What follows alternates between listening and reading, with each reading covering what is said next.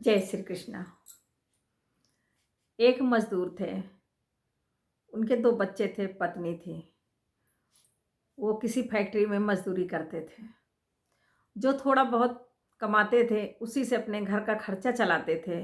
उससे थोड़ी बहुत पूँजी बचा के भी रखते थे कि 2 बच्चे हैं, कहीं किसी को बीमारी हो गई तो इलाज कैसे होगा। तो एक तरह से ये समझ लीजिए कि पेट काट के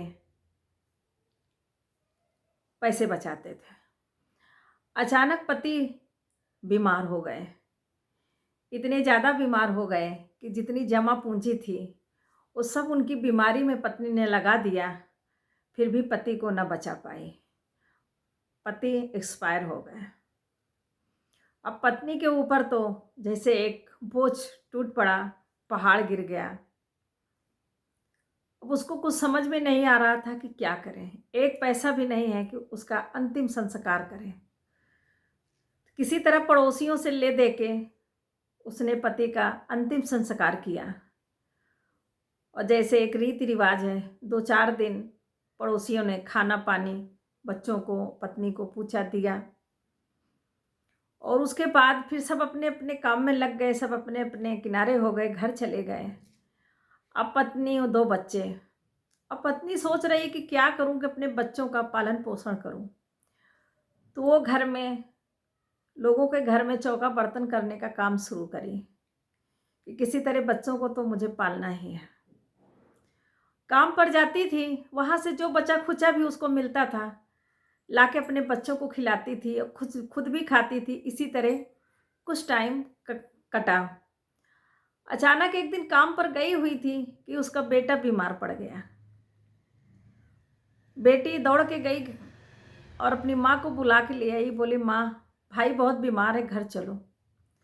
माँ आई, अपने बच्चे को, बेटे को गोद में लेके बैठी रो रही थी कि मैं क्या करूँ, कहाँ से इसका इलाज कराऊँ, तो इतने पैसे भी मेरे पास नहीं है। और पैसे की इतनी ज़्यादा किल्लत हो गई थी उस समय कि 2 दिन से बच्चों ने खाना नहीं खाया था, क्योंकि किसी ने खाना उसको दिया नहीं था। तो बेटी बाहर से आई और माँ से कहती है, माँ भाई कब मरेगा। माँ एकदम चौंक जाती है, जैसे कोई गरम गरम सरिया उसके दिल में उतार दिया हो। बोली, बेटी ये तुम क्या कह रही हो। तो वो छोटी सी बच्ची नासमझ, वो कहती है, माँ भाई मरेगा तभी तो पड़ोसी खाना ला के देंगे।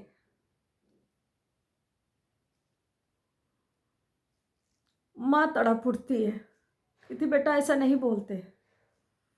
तो बच्ची कहती, माँ पापा जब खत्म हुए थे तब पड़ोसियों ने 4-5 दिन खाना दिया था।